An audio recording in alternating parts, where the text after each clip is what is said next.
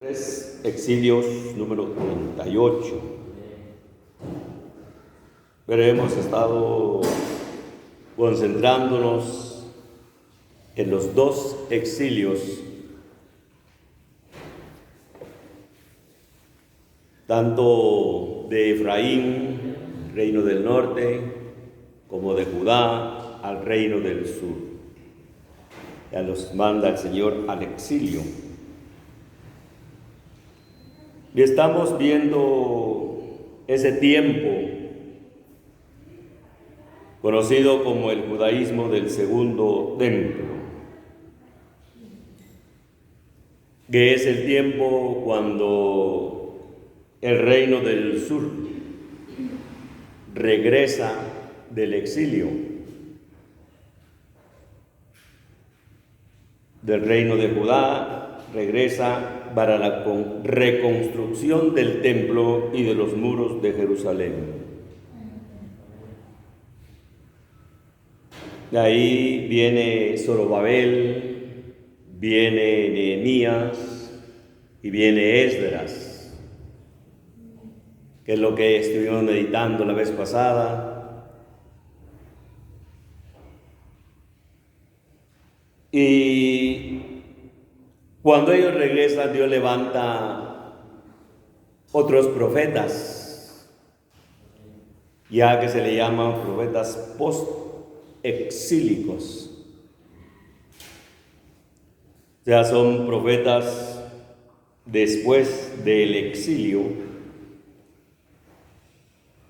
Y en estos profetas que Dios levanta en este final del tiempo, que hoy se le conoce como Antiguo Testamento,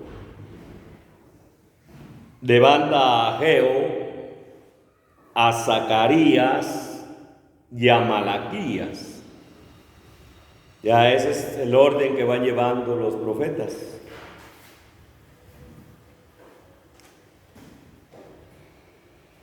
Y en ese tiempo de Malaquías pasan 400 años,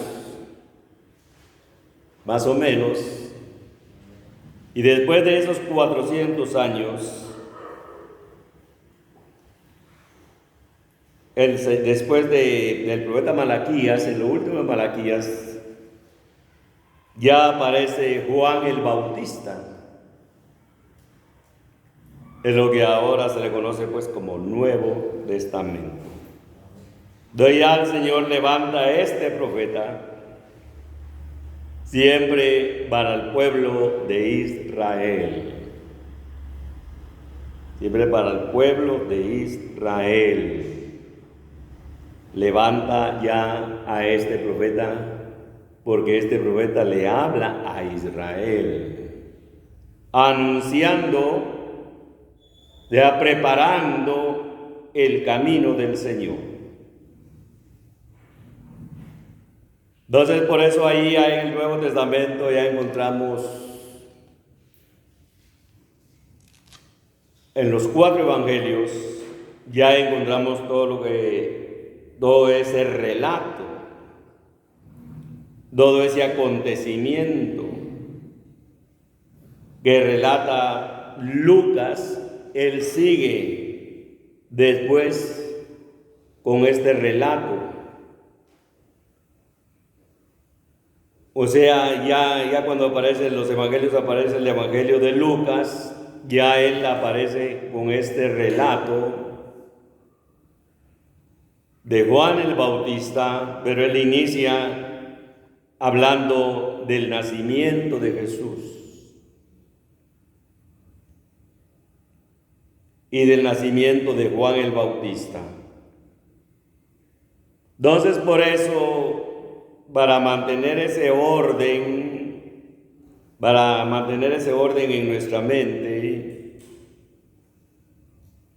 tenemos que mantener siempre la mente en Lucas y en el libro de los Hechos, porque ahí vamos a seguir la secuencia de todos los acontecimientos que sucedieron ya después de la venida del Señor. Ya cuando desaparece ya Juan el Bautista, muere, ya se cumple en el Señor. Entonces todos esos acontecimientos que hemos venido viendo, ya para seguir esa secuencia necesitamos ver el Evangelio de Lucas y el libro de Hechos, porque él mismo escribe los dos. Ya él relata todos esos acontecimientos. Veamos cómo empieza Lucas 1.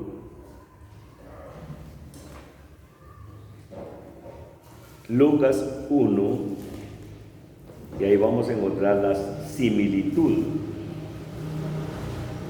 En Lucas 1, dice la palabra así, 1 al 4.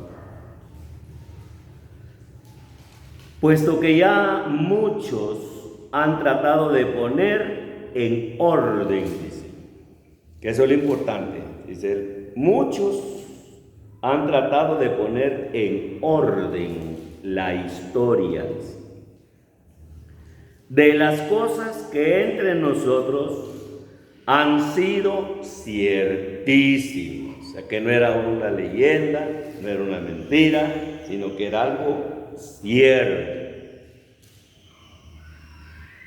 tal como nos los enseñaron los que desde el principio lo vieron con sus ojos y fueron ministros de la palabra.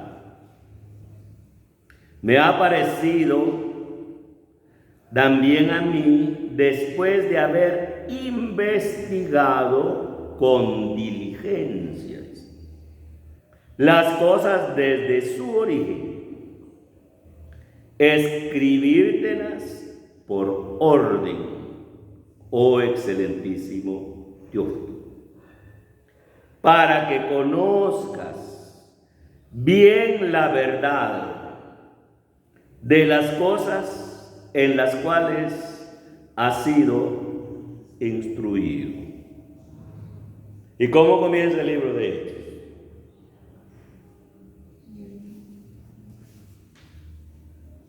Veamos cómo comienza también el libro de Hechos, 1 al 5. Siempre enviándole esa carta a Teófilo. Se dice, en el primer tratado, oh Teófilo, en el primer tratado. ¿Cuál era ese primer tratado?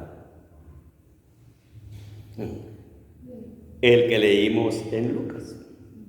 En el primer tratado, oh Teófilo, hablé acerca de todas las cosas que Jesús comenzó a hacer y a enseñar, hasta el día en que fue recibido arriba, después de haber dado mandamientos por el Espíritu Santo a los apóstoles que había escogido,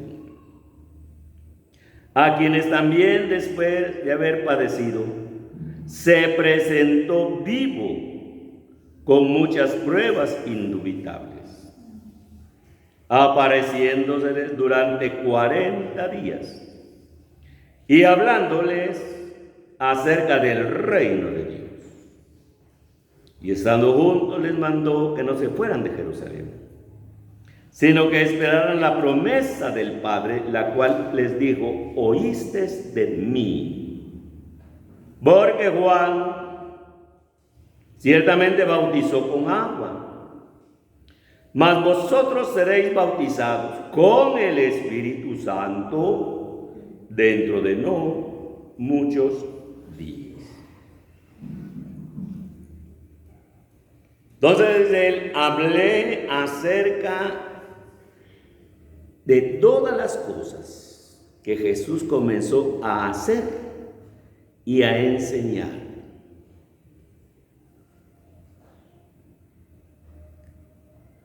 Vea que a eso se le llamaba tradición oral. Vea que en este tiempo que estamos leyendo esto, de esa época, no existían escritos. Estos escritos no existían. Solo existían los escritos que ahora conocemos como Antiguo Testamento. Pero estos hechos que está hablando aquí, estos se iban transmitiendo oralmente. Uno le contaba a otro, otro le contaba a otro, otro le contaba a otro, pero como eran multitudes de gente,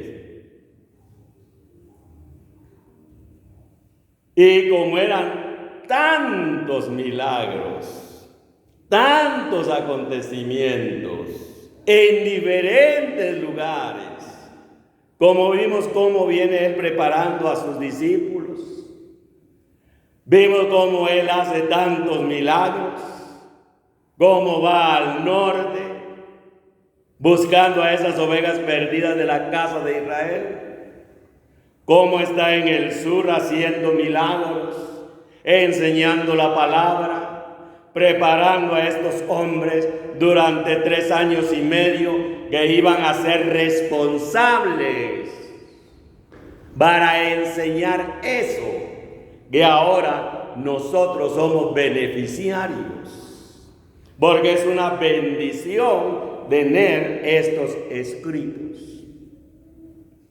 Entonces imagínense el trabajo que hace Lucas, porque él es un historiador. Entonces él empieza a recopilar y a recopilar y a recopilar todo eso y lo pone por escrito. Y por eso dice, después de haber investigado eso con diligencia todas las cosas desde su origen, y escribírtelas, dice, por orden. Y por eso les digo que ahí es donde tenemos que mantener la mente en ese orden. Por eso es lo bonito mantener ese orden para ver poco a poco cómo se va desarrollando la historia. Porque nosotros somos parte de esa historia.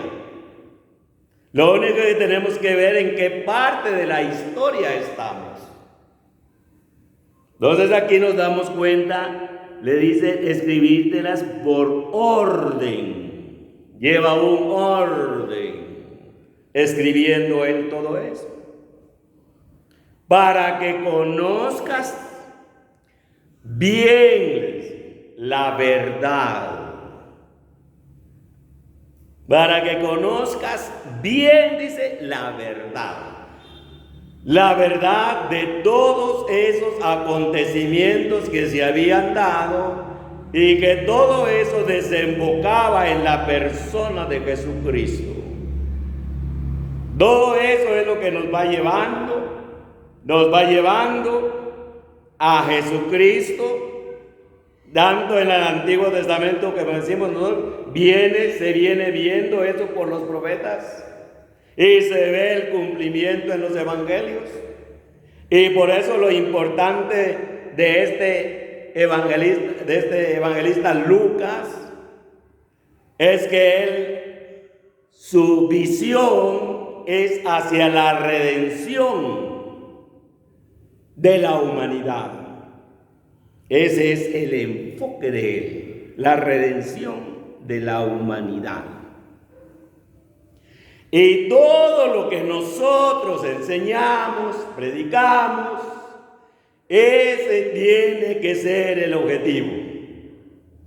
Ahí tiene que estar concentrado para que la persona entienda que esta persona puede ser parte de esta redención. ¿Y cómo se va a lograr? Entonces veamos qué dijo Jesús. También ahí en Lucas. Lucas lo escribe en Lucas 11.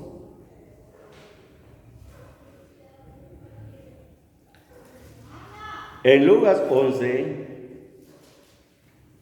27 al 30 y 32 dice la palabra así. Mientras decía estas cosas, una mujer de entre la multitud, una mujer dice dentro de la multitud, levantó la voz y le dijo: bienaventurado el vientre que te trajo y los senos que mamaste. Y él le dijo antes: bienaventurados los que oyen la palabra de Dios y la guardan. Y apiñándose las multitudes, es que eran multitudes las que seguían al Señor. Y apiñándose las multitudes, comenzó a decir: esta generación es mala, refiriéndose a esa época. Esta generación es mala y demanda señal. ¿Qué dice el 16? Otros, para tentarle, le pedían señal del cielo. Ahí dice el mismo 16, lo dice. Otros, para tentarle. Ve a toda esa gente que estaba así, le llamó: esta generación es mala, demanda señal, pero señal no le será dada. No digo señales, sino señal. No le será dada sino la señal de Jonás.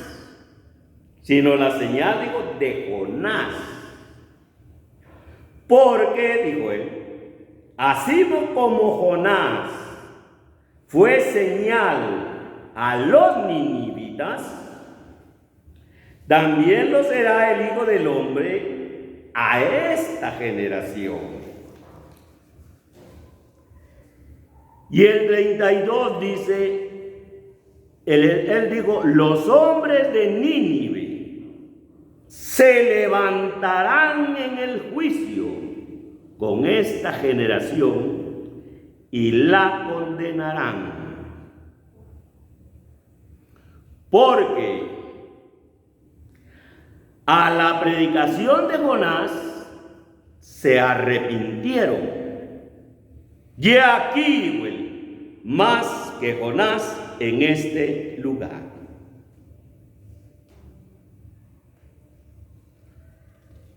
Todos nos damos cuenta cómo esas multitudes, ¿multitudes de qué? De judíos. Eran multitudes de judíos.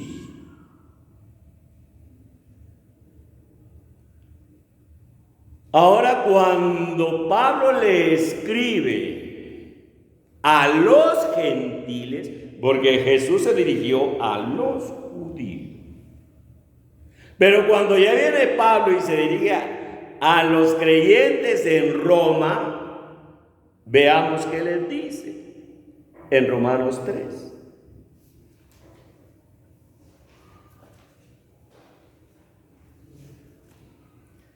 Les dice así el apóstol Pablo. En Romanos 3, 29 al 30. Le hace él dos preguntas y él da la respuesta. ¿Es Dios solamente Dios de los judíos? ¿No es también Dios de los gentiles?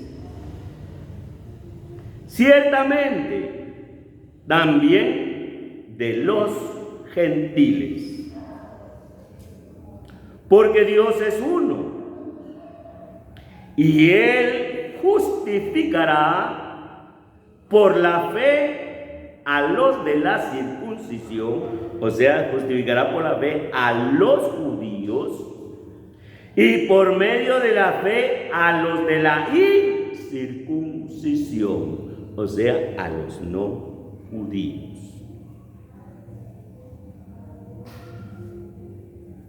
Entonces él hace esta pregunta: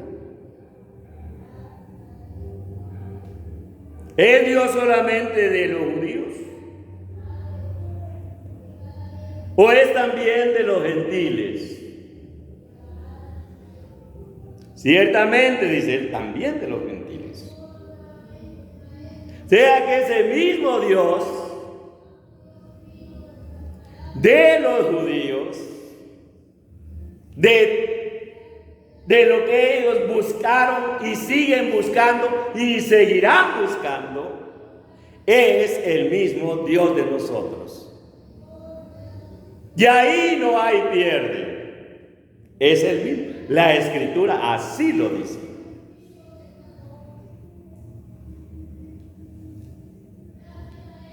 Pero también veamos qué les dice a los creyentes en Corinto, en 1 Corintios 7, 17.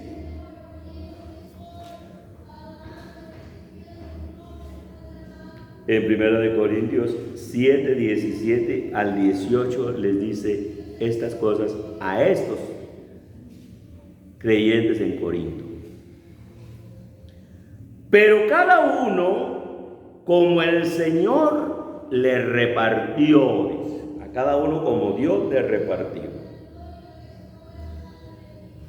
Y como Dios llamó a cada uno, así haga. Así haga. Esto ordeno en todas las iglesias, dice Pablo. Y vuelve a hacer las preguntas. ¿Fue llamado alguno siendo circunciso? O sea, con la señal del pacto de Abraham.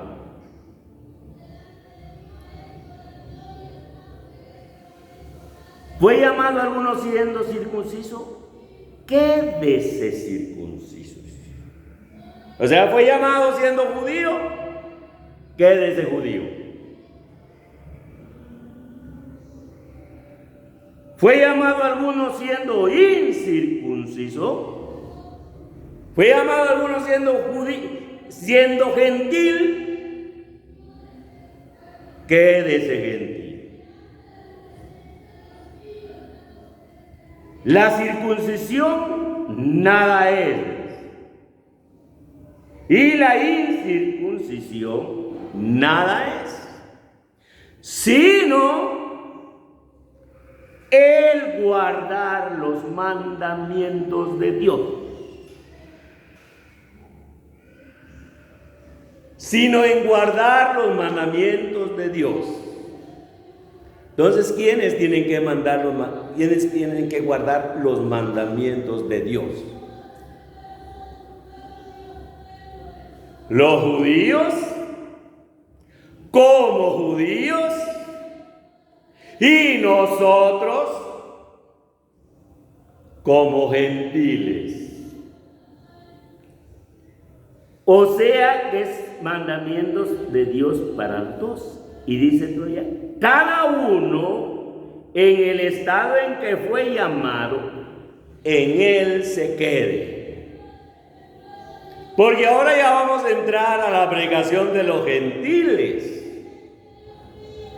Y por eso tenemos que entender muchas cosas para no estar con tantos problemas. Mira que la gente tiene tantos problemas en la mente. Tantas dudas, yo tenía tantas dudas y todavía tengo muchas preguntas, pero yo sé que el Señor en su tiempo me las va a ir resolviendo.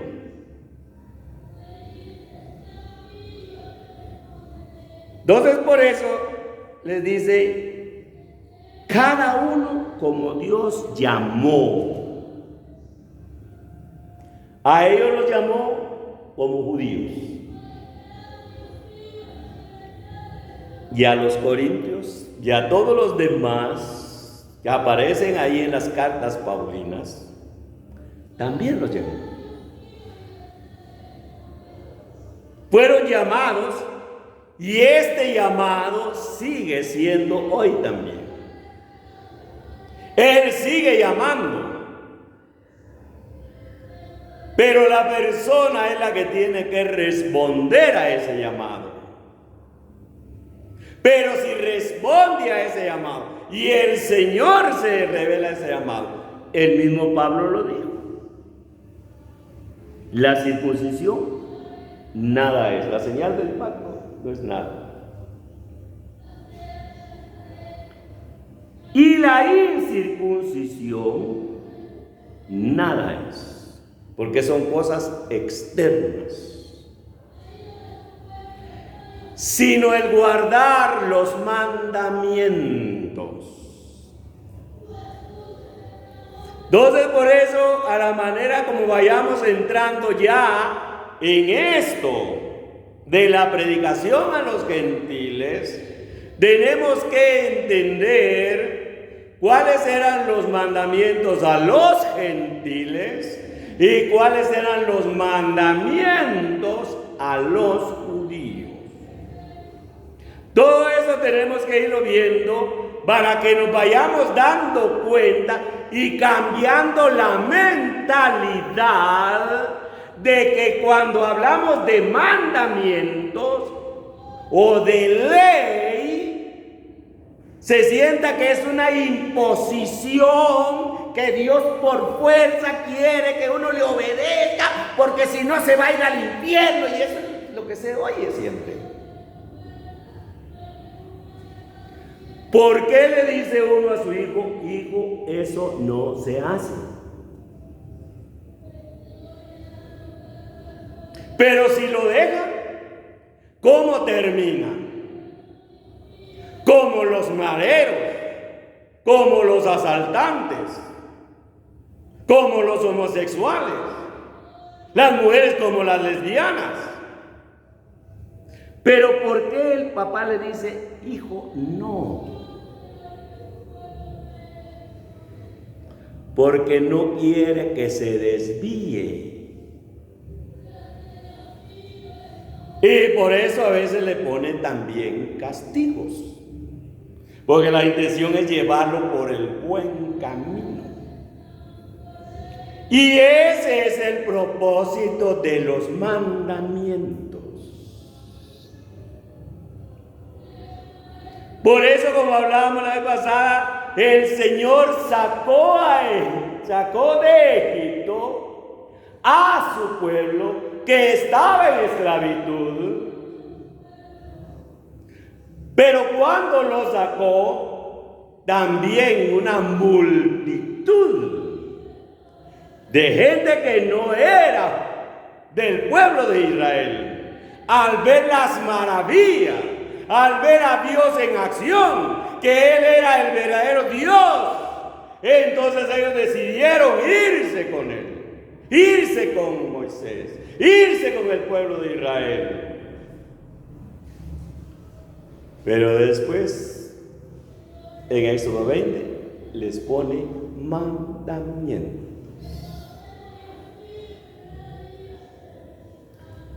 O sea, el mandamiento es para vivir una vida santificada.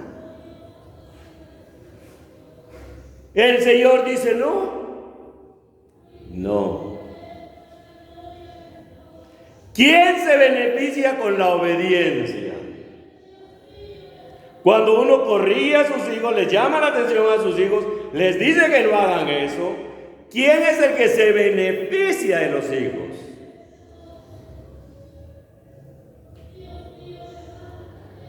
El obediente, el que le obedece a su padre, a su madre, como dijo el mismo apóstol Pablo. Honra a tu padre y a tu madre, que es el primer mandamiento, con promesa que es el primer mandamiento con promesa. ¿Para qué era el mandamiento? Para que te vaya bien. Para que te vaya bien. Y seas de larga vida sobre la tierra. Ya que el propósito de Dios es que lleguemos a bien. Y yo ya llegué, gracias a Dios.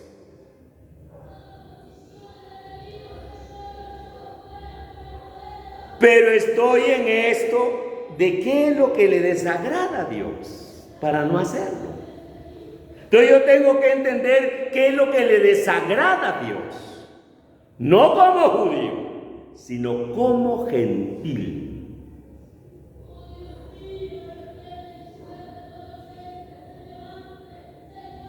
Entonces por eso lo importante es guardar los mandamientos. Aquella mujer entre la multitud dijo: bienaventurados los pechos, bienaventurado el vientre que trajo al mundo. Antes, dijo el Señor, bienaventurados los que oyen la palabra y la guardan.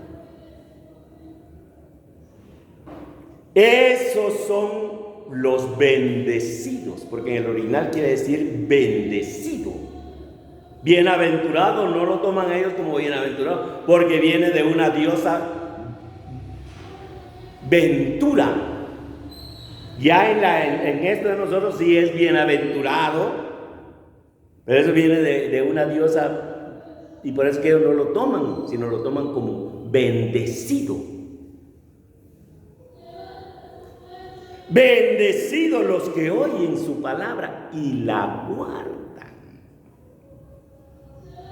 Es que eso es la vida del hombre, como dijo Salomón. Ahora veamos. Dice: cada uno en el estado en que fue llamado, en él se quede.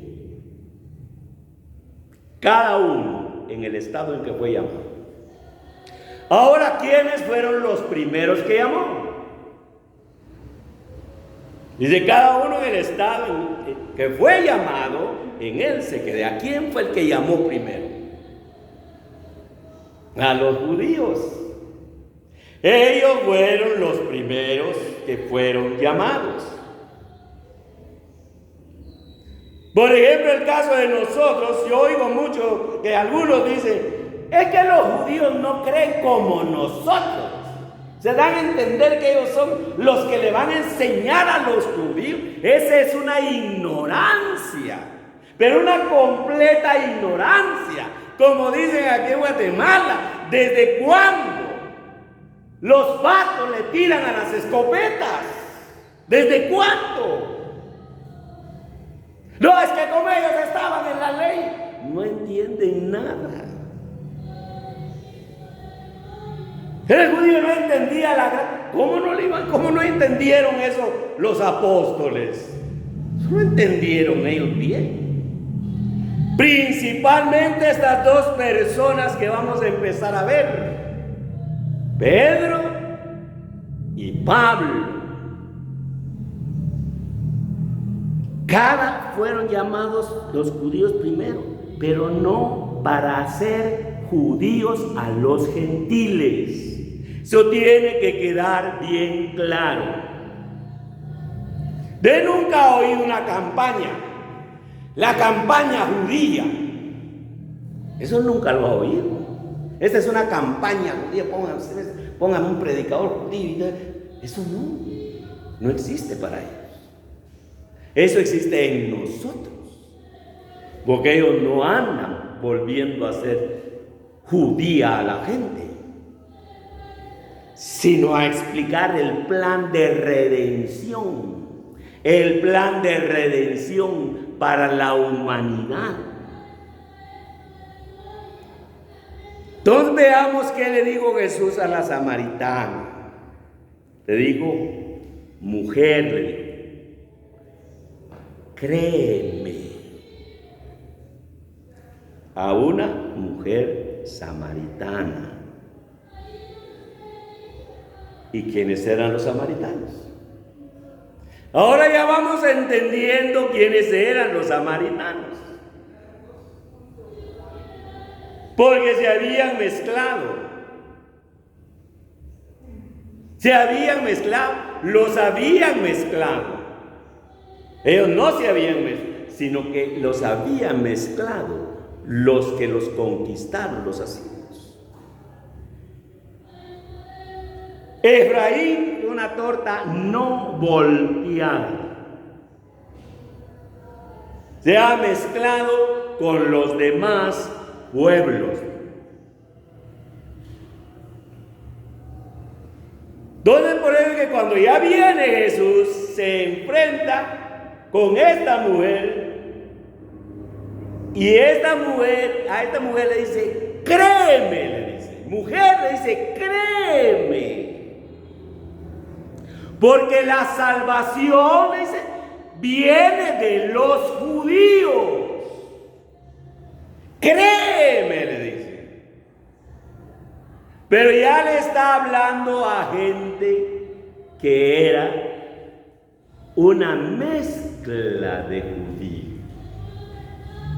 Por eso es que vimos cuando viene Esdras, cuando viene Zorobabel, cuando viene Nehemías, ahí es donde empieza ese problema. Porque ya vienen y encuentran gente así. Mujer, le dice, créeme, la salvación viene de los judíos. No dice de los gentiles, sino la salvación viene de los judíos, de lo que ellos enseñan. De lo que ellos enseñan. Juan 4, 21 y 22. La salvación viene de los judíos. Por eso Oseas dijo, Efraín se ha mezclado. Efraín se ha mezclado y por eso le llama Samaria también. Es esa mezcla.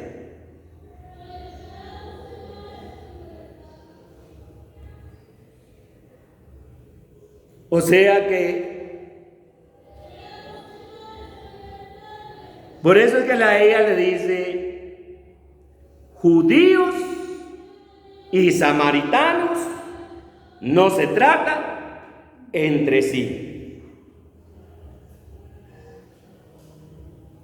¿Quién había causado esa división?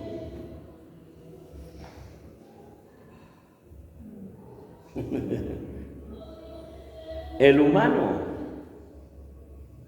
El humano había causado esa división. ¿Quiénes? Los judíos. Ellos eran los que habían causado esa división, como lo vamos a ver más adelante. Entonces aquí donde leímos, Jesús también menciona lo que leímos aquí, dice la palabra. Y apiñándose las multitudes comenzó a decir, esta generación es mala y demanda señal, pero señal no le será dada, sino la señal, dice, de Jonás. ¿Por qué dice? Así como Jonás fue señal, a los ninivitas.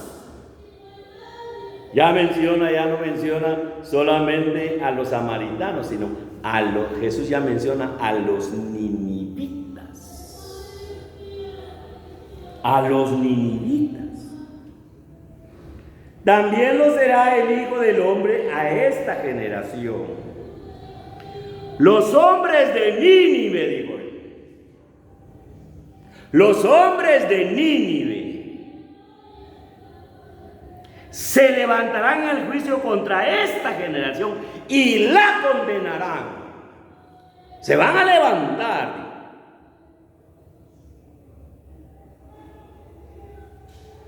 Porque ahí está el detalle, como dijo Cantinflas. Porque a la predicación de Jonás se arrepintieron. Y aquí dijo él, más que Jonás en este lugar.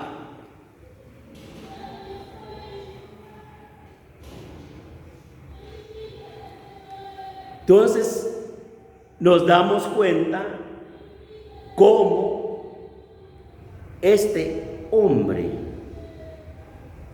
llamado Jonás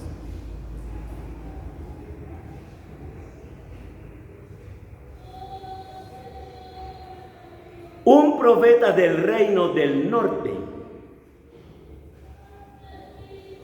Este es un profeta del reino del norte.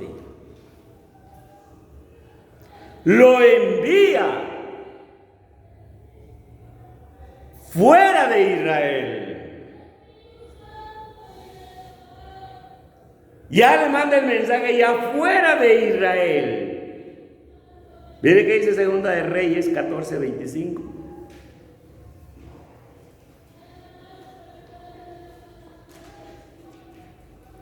Dice la palabra Segunda de Reyes 14:25.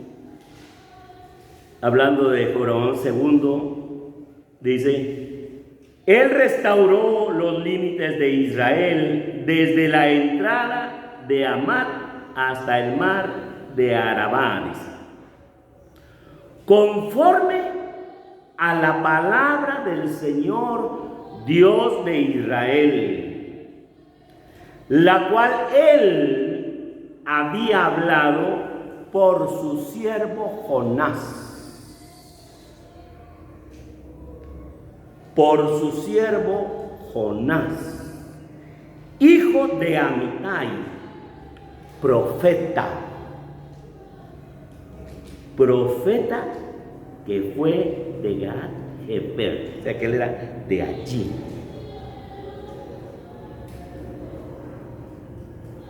Entonces nos damos cuenta cómo menciona a Jeroboam II.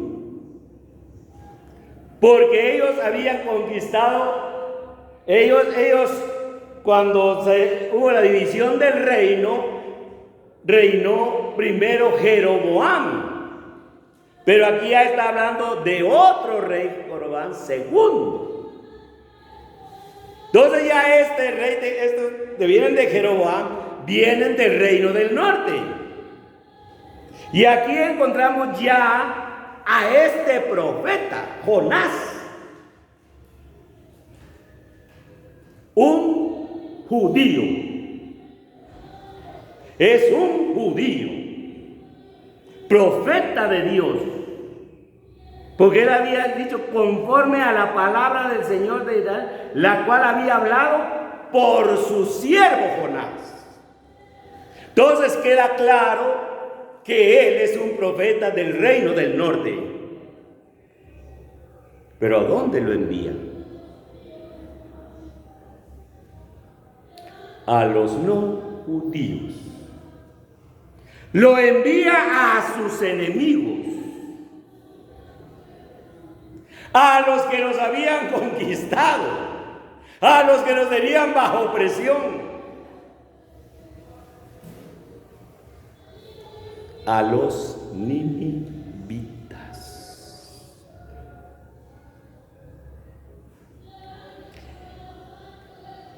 Y por eso ahí en Jonás 1:1 dice la palabra: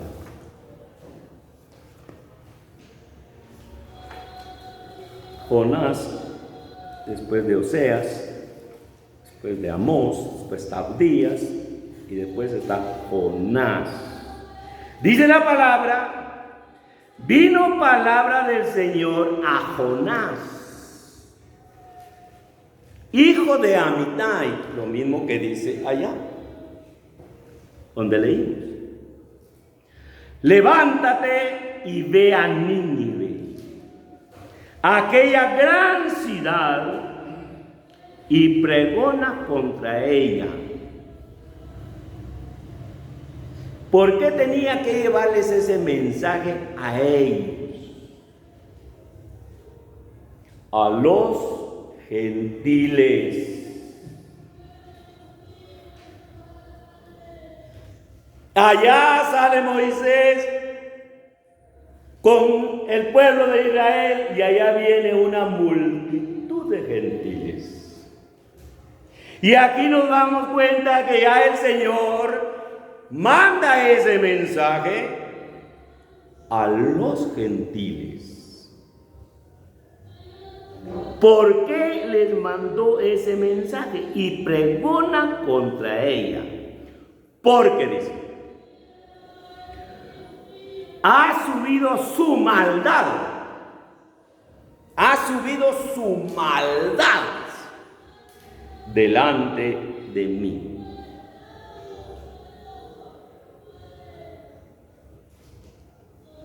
Entonces, ¿por qué no quería ir Jonás? Ahora que ya entendemos por qué no quería ir Jonás ahí. No eran judíos y eran sus enemigos. Mas sin embargo, Dios tiene que tratar con este hombre. Y este hombre nos damos cuenta cómo la misma palabra, Dios le dice que vaya a Nínive. Y él se va para otro lado, él se va para Tarsis, huyendo. Porque Jonás quiere decir paloma, se fue. Huyendo. Él no quiere ir. Mas sin embargo, vemos todo ese relato en que donde él ve la barca se levanta una gran tempestad y ellos dicen, clamemos a los dioses. Y él dice, échenme al agua. Échenme.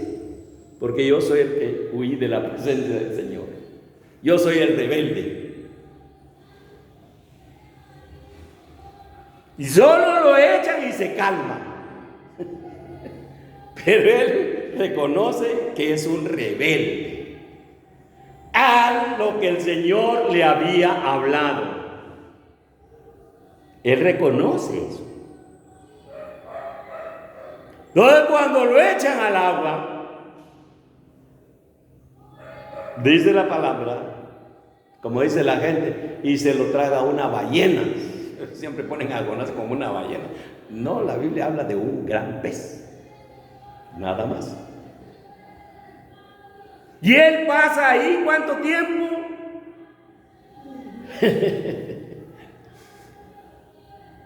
Señal no le será dada, sino la señal del profeta Jonás. Como estuvo Jonás en el vientre del pez 3 días y 3 noches. Era la señal de Jonás.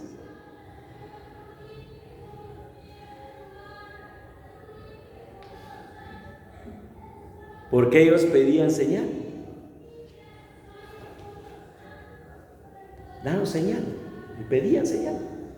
Y el Señor dijo, es la señal del profeta Jonás.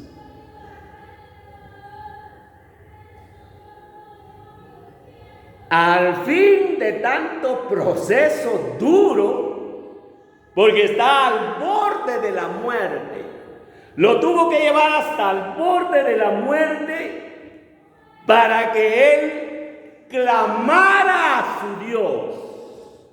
Mientras los otros clamaban a sus dioses, los que estaban en la barca, él clamó al Dios verdadero. Le oró al Señor. Y entonces dice el 3:1. El 2:2 dice, y dijo, invoqué en mi angustia al Señor, y Él me oyó, dice, desde el seno del Seol clamé, y mi voz oíste. Ya en las puertas puertas de la muerte, ya para morir, clamó al Señor. Y el Señor en su misericordia lo oyó, porque Él tenía un plan que tenía que llevar a cabo, y era la salvación de los gentiles. La salvación de los gentiles. Dice la palabra, esta divina palabra del Señor por segunda vez a Jonás diciendo: levántate y ve a Nínive, aquella gran ciudad, y proclama en ella el mensaje que yo te diré. El mensaje que yo te diré. Él lo había mandado, pero no le había dado el mensaje. Bueno, como les decía, he oído predicar que dice: este es mi mensaje. Ese, si es mensaje de nosotros, no tiene ningún efecto. Lo que tiene efecto es el mensaje de Dios, la enseñanza de Dios. Eso es lo que tiene efecto, lo que se ajusta a la palabra. Y por eso le dice: levántate y vete a Nínive, aquella gran ciudad, y afuera de Israel, y proclama en ella el mensaje que yo te diré. ¿Y cuál era el mensaje? Mensaje de juicio. Mensaje de juicio. ¿Juicio para quiénes? Para los gentiles que se habían ido al extremo de la maldad. Dios había determinado ya qué mensaje le dio, que dijera. Un mensaje completamente cortito, que no necesitaba bosquejo, que no necesitaba homilética, que no necesitaba hermenéutica, que no necesitaba retórica, que no necesitaba nada de esas cosas que hay hoy, tanta cosa que hay. El mensaje era, no tardaba pero ni 5 segundos. De aquí a 40 días Nínive será destruida. De aquí a 40 días Nínive será destruida. Y hoy oímos: Jesús viene. Es más corto el mensaje. Jesús viene. El Señor viene. El Señor viene. Es más corto el mensaje. Pero ¿quién responde? ¿Quién responde a ese mensaje?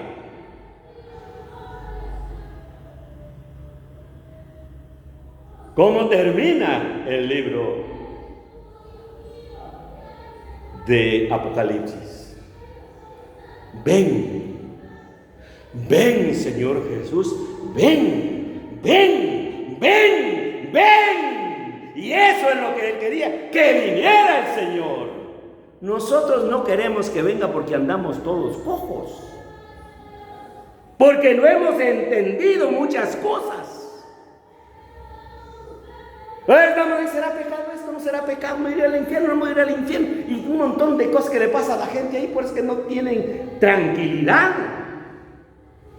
El mensaje que yo te diré. Y toman una decisión.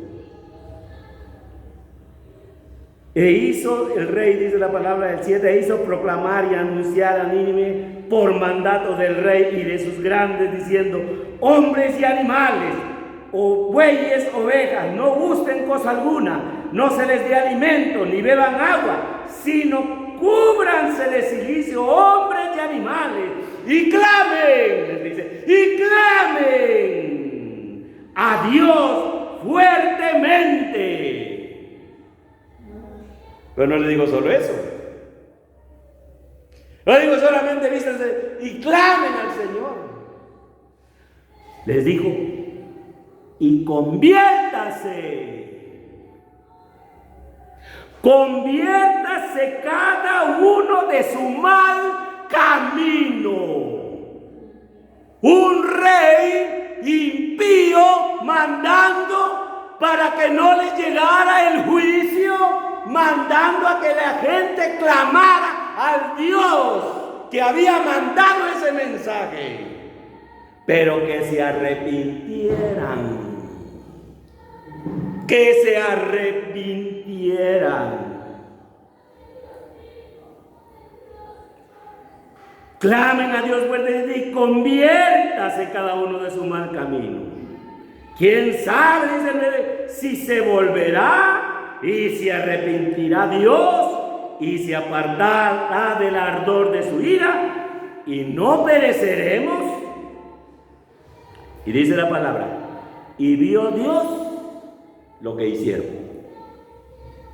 Dice, vio Dios lo que hicieron. Lo que hicieron. No lo que supieron, sino que Dios vio lo que hicieron. Que se convirtieron de su mal camino. Se convirtieron de su mal camino. Y se arrepintió el mal que había dicho que les haría y no lo hizo. Y mire que dice después Jonás en el 4:2. Y oró el Señor, y oró a Dios, al Señor, y dijo: ahora, oh Señor, no es esto lo que yo decía. No es esto lo que yo decía, aún estando en mi tierra. Eso era lo que él decía. Por eso me apresuré a huir a Tarsis, porque yo sabía que tú eres Dios clemente y piadoso, tardo para enojarte y de grande misericordia, y que te arrepientes del mal. Él sabía que si llevaba el mensaje, Dios los iba a perdonar. ¿Y qué va a hacer con nosotros si nosotros respondemos igual? El 9 dice: entonces dijo Dios a Jonás: ¿tanto te enojas por la calabacera? Y él respondió: mucho me enojo, hasta la muerte. Estaba bravo porque habían sido salvos los ninivitas. Y dijo el Señor: tuviste tu lástima de la calabacera en la cual no trabajaste, ni la hiciste crecer, y en espacio de una noche nació, y en un espacio de otra noche pereció. Y no tendré yo piedad, no tendré yo piedad, dice, de Nínive, o sea, de los asirios. No tendré yo piedad de Nínive, aquella gran ciudad, dice, aquella gran ciudad donde hay más de 120,000. 120,000.